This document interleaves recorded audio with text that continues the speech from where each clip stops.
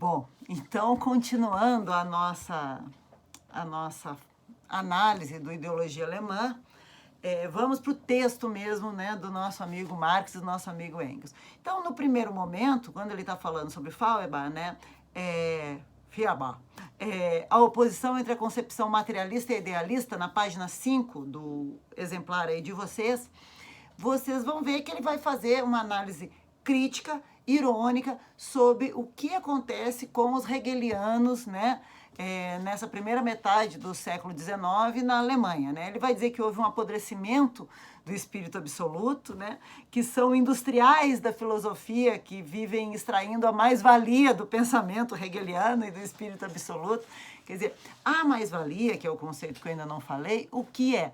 É o conceito marxiano para o sobrevalor que você produz com o seu trabalho e que o burguês explora e fica com esse sobrevalor. Então, vou dar um exemplo aqui, mais valor, né? O valor a mais que o teu trabalho produz. Então, por exemplo, eu gosto do exemplo das geladeiras, que eu já dei em aula anterior. Você recebe de salário o valor de uma geladeira e você produz uma geladeira por dia. Então, ao final, você deveria trabalhar esse um dia que você recebe, né, de salário, e as outras 29 geladeiras que você produz naquele mês, né, porque você não trabalha só um dia, você trabalha os 30 dias do mês, produz uma geladeira por dia, recebe como salário no final do mês o valor de uma geladeira. Onde foram parar as outras 29 geladeiras? As outras 29 geladeiras, você vai dizer, é o lucro do patrão. É mais do que o lucro do patrão. É a mais-valia, ou seja, o valor a mais que o teu trabalho criou nesse mundo. E ele vai ter o lucro do patrão? Vai. Mas vai também comprar a matéria-prima, vai renovar o maquinário da indústria, vai pagar as contas de água e de luz, os fornecedores. Ou seja, só o trabalho gera capital, através da exploração da mais-valia. É o teu trabalho, esse teu sobretrabalho, que você não recebe, mas você cria esse valor, que faz a roda do capitalismo girar. Essa é a mais-valia. O Marx usa essa ironia, dizer que os filósofos prussianos, principalmente alemães, estão extraindo uma mais-valia do pensamento hegeliano, do espírito absoluto, de tanto, né, que eles vivem à sombra do Hegel. Bom, ele vai fazer, então, a análise da questão da história dos homens e a história natural, a história efetiva, né, da sobrevivência dos homens, da construção da sua sobrevivência e a história natural. A gente já falou no módulo de introdução, né, de apresentação desse texto, ou seja, o ser humano, para sobreviver, precisa transformar a natureza, né, e precisa transformar de uma forma material. Eu preciso colher as plantas, pescar o peixe, produzir o cesto onde eu vou botar as frutas que eu colhi, produzir o anzol que eu vou pescar o peixe. Então, o ser humano transforma a natureza, né? As ideias, o Marx concorda com o Hegel em relação à dialética, ou seja, existe uma tese, a antítese, que é exatamente a contradição dessa tese e dessa dialética, desse embate entre as duas, surge o novo, que é a síntese, porém, ela não se dá no mundo das ideias, no mundo do espírito, ela se dá no mundo material, por circunstâncias materiais dadas, né?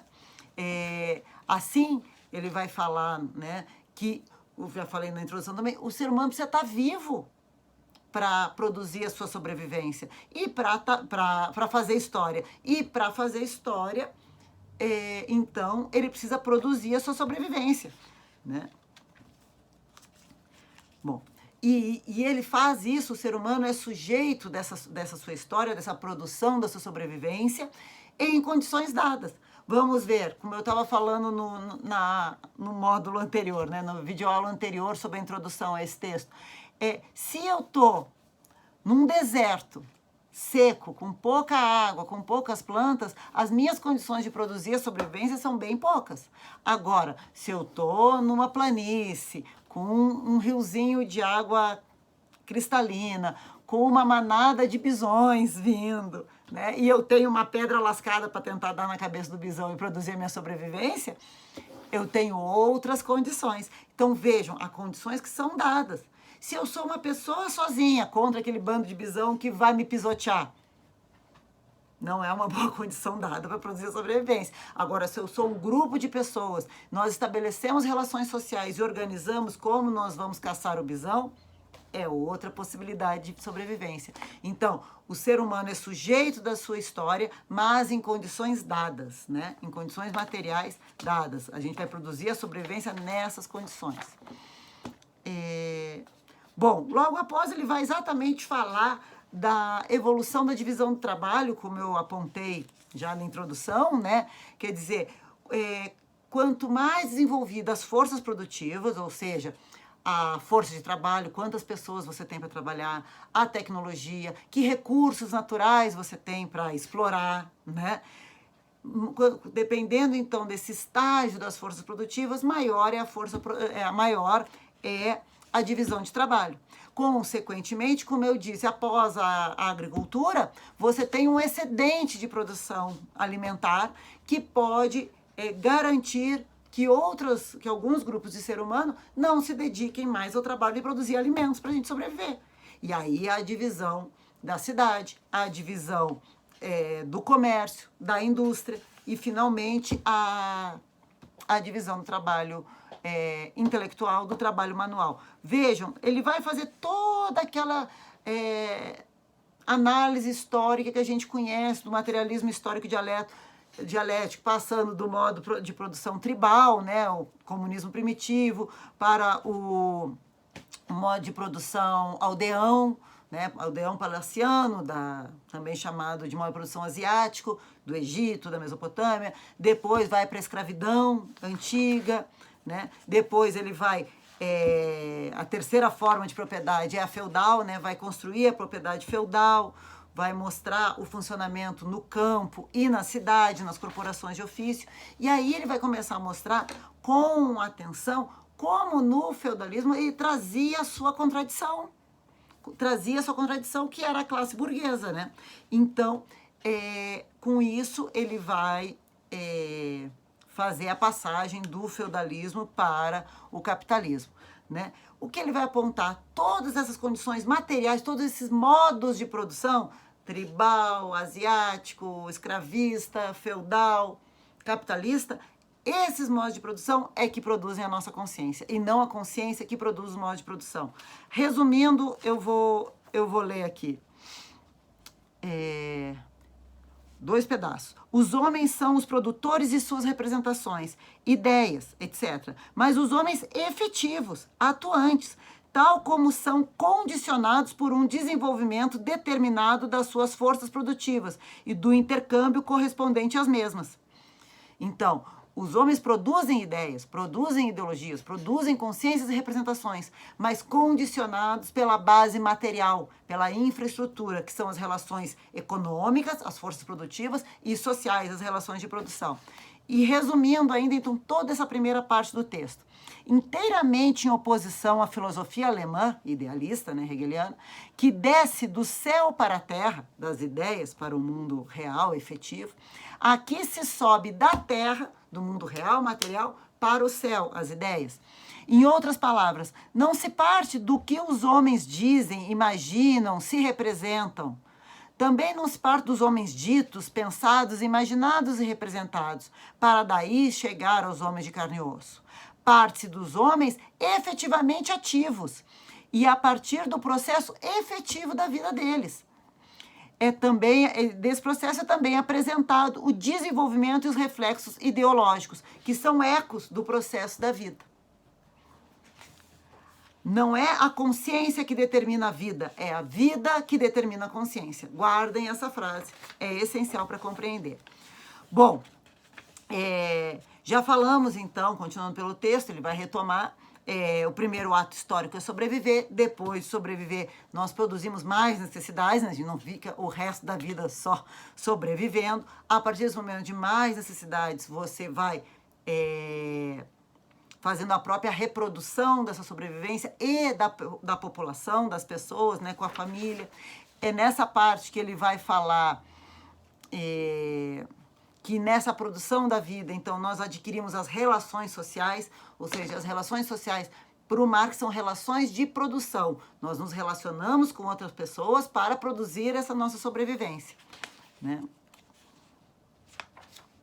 que mais? Vai falar da divisão natural do trabalho, que eu já falei, né? A ideia da escravidão intrínseca na família, ou seja, no primeiro momento você explora o trabalho da tua mulher e filhos, né? Para produzir a sobrevivência. Ele vai dizer que é uma escravidão latente na família. Porque é um trabalho não remunerado. Até hoje, você tem essa questão do cálculo do valor do trabalho doméstico dentro da família. Essas pessoas que só trabalham em casa, para a sua própria família, qual o valor? Né? Tem cálculos, né, em economia, em sociologia, cálculos claros de quanto uma dona de casa em casa produz de valor, né? Porque olha tudo, se você tivesse que comprar esses serviços, quanto que você não pagaria? Você pai de família que está no mercado, né, de trabalho, né? Você tem alguém em casa numa escravidão latente, não recebendo por esse trabalho, também uma pessoa produzindo valor, transformando a natureza e organizando tudo, né? Bom, ele vai retomar aquela ideia que o materialismo histórico tem do comunismo primitivo, que eu falei, onde não havia a divisão de trabalho para além da natural, por etapa, por idades ou por sexo, né? Bom, e aí vem a questão do Estado. Isso é muito importante. Então, toda a classe dominante na infraestrutura, nas relações de produção, vai dominar o Estado. Quer dizer, o Estado é sempre o Estado da classe dominante para o Marx. Depois, no marxismo, nós teremos visões que não concordam com essa simplificação, vamos chamar assim. Mas, no momento inicial, o Marx pensa que quem domina na base, na infraestrutura, ou seja, nas relações de produção, é quem vai dominar na superestrutura. Por isso, a mentalidade dominante é a ideologia da classe dominante. Por isso, o Estado representa os interesses da classe dominante. Bom, já expliquei da questão do trabalho alienado, né?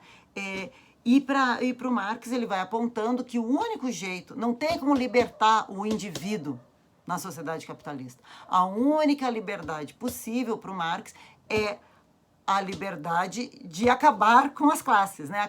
O proletariado não se liberta como indivíduo, né? O proletariado só se liberta extinguindo a sua própria condição de existência, ou seja, o próprio capitalismo que o gerou, né? Então, o comunismo, que o Marx percebe como um movimento, um sentido da história dialético, a classe revolucionária, como já foi a burguesia no feudalismo, agora a contradição do capitalismo é a própria classe proletária, né? Que tudo produz e nada tem, né? E essa classe, então, nessa dialética, vai gerar o fim do próprio capitalismo e a instauração dessa sociedade, né, comunista, que é algo meio não muito explicado para o Marx, né, mas que se apresenta como uma superação da situação de alienação, né, que nós vivemos. Que vai dividir essa abundância gerada pelo capitalismo. Outros pontos importantes que eu não tenha falado ainda. Assim, a sociedade é o processo efetivo, a história é o processo efetivo de produção da sobrevivência humana em diferentes sociedades, que anda num processo dialético, rumo à superação desse modo de produção que nós vivemos.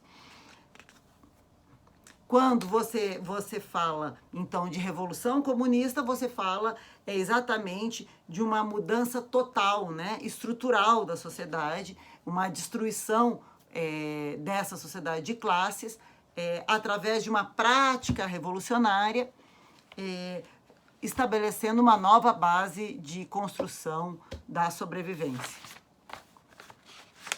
Já falei que a ideologia é a visão de mundo da classe dominante. A gente vai voltar nisso quando a gente for ver o Gramsci, né? Quer dizer, vocês viram, eu falei que o Gorender já usa o conceito de intelectuais orgânicos aqui, é um conceito do Gramsci que ainda não foi construído, então não vamos falar dele ainda, mas a ideia é sempre assim, que o pensamento dominante é o pensamento da classe dominante, e o que você pensa que é uma lei eterna, natural, é a visão de mundo dos dominantes, como eu usei o exemplo da aposentadoria, né? Para o trabalhador, o sentido da vida é ser trabalhar, ser explorado, ser o sentido da vida, Parece incoerente, mas não é, porque a ideologia dominante é a ideologia da classe dominante. Para a burguesia, você achar que o sentido da vida é trabalhar, você ser o teu próprio feitor, te chicotear quando você não está trabalhando, né? Fazer você aceitar o salário inferior porque você não quer ser vagabundo, né?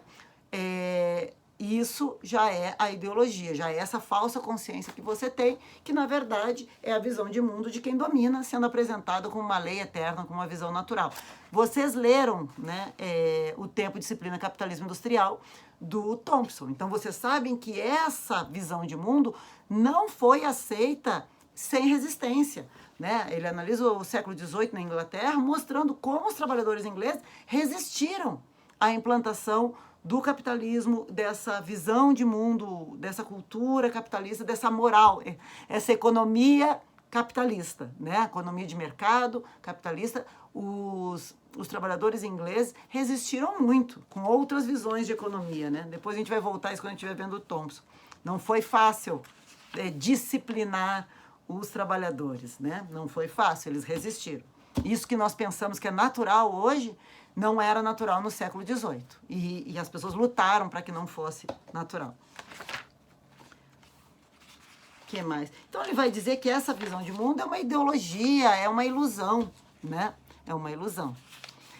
E eu gosto muito que ele vai dizer, olha, qualquer lojista sabe que a gente não pode confiar no que as pessoas dizem sobre si mesmo. Ele só está querendo que os filósofos também não confiem, quer dizer, não fiquem com o que se diz. Veja o que se faz, como se produz. Por isso que o materialismo histórico e dialético é uma filosofia da praxis, como vai dizer o Gramsci no futuro. Quer dizer, uma prática. O materialista histórico, ele não interpreta o mundo, porque não basta mais isso, é o que o Marx fala. Ele revoluciona o mundo, né? Bom, eu acho que isso eram questões que eu ainda estava vendo que estava faltando naquele primeiro texto, minha primeira introdução, que eu achei que ainda faltava falar mais sobre isso, né? E apontar de forma mais clara essas questões. Não sei se está ficando meio repetitivo.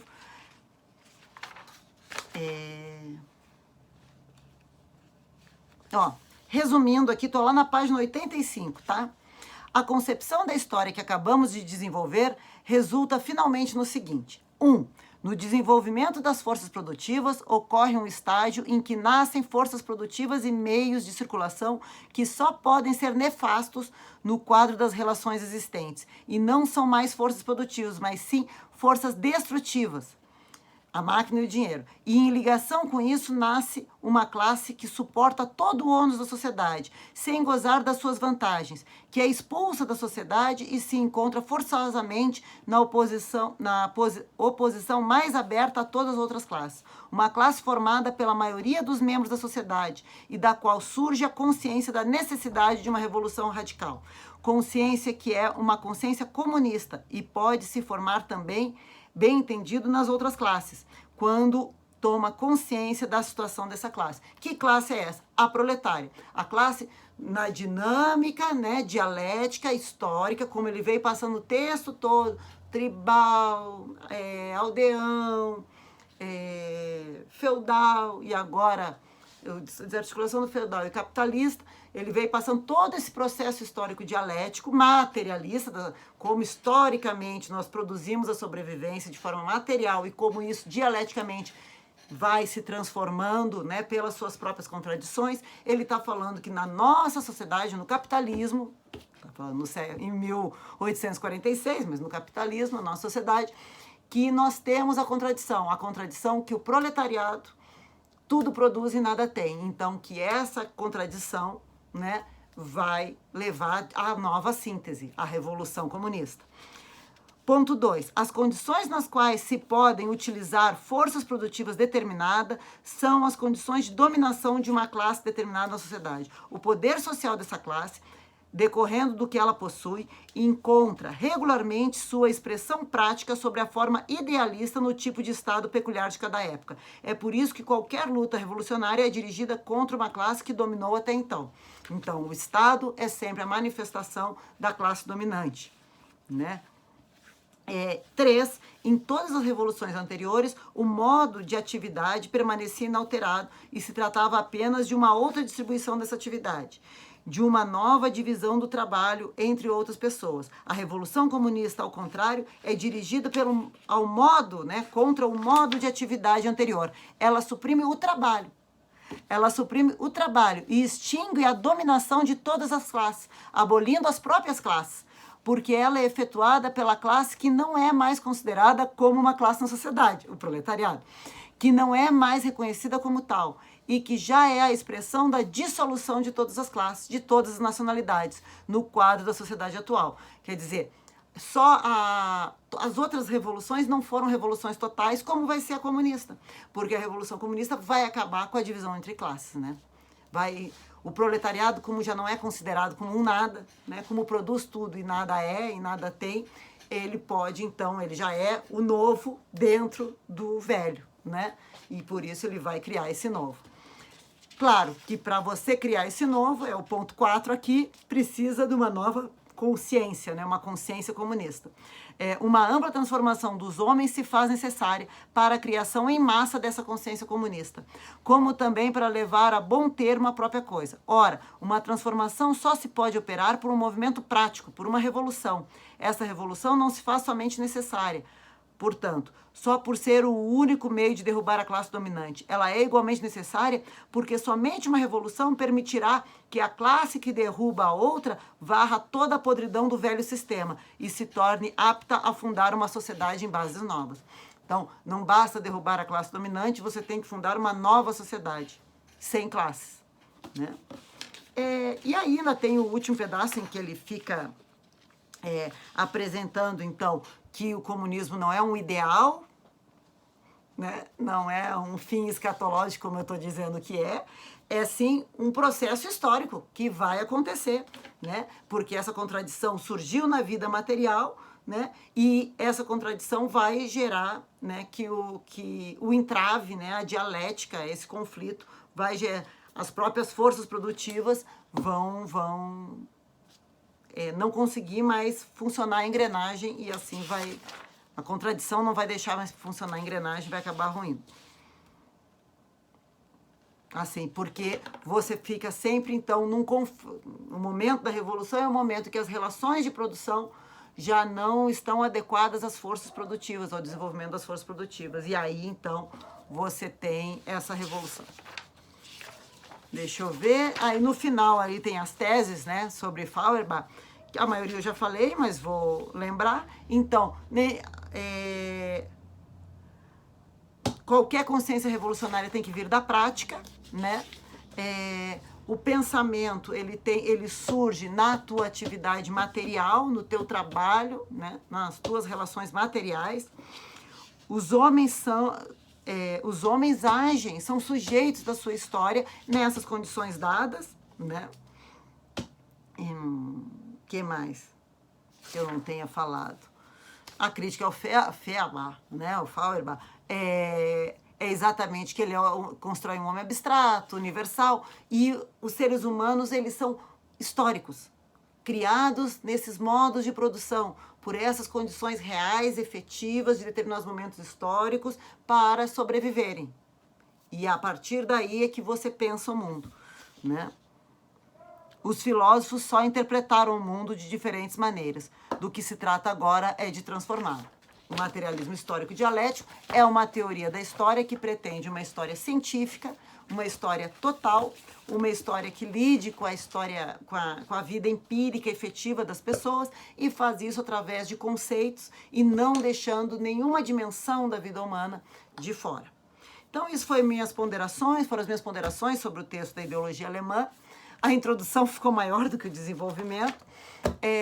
Nós vamos retomar tudo isso, né, na outra semana, com aí a Marli Viana, mesmo no capítulo sobre Marx, né, dando, então, um resumo aí dos principais conceitos marxianos, que eu passei alguns deles, os apresentados aqui na ideologia alemã, mas outros ainda ficaram de fora, então eu quero passar a régua, ver se eu não deixei nenhum conceito mal explicado, para a gente depois poder ver como esses conceitos vão ser utilizados pelas correntes marxistas e como essas correntes marxistas vão complementar, reformular, aprimorar essa reflexão do Marx e do Engels, tá bom?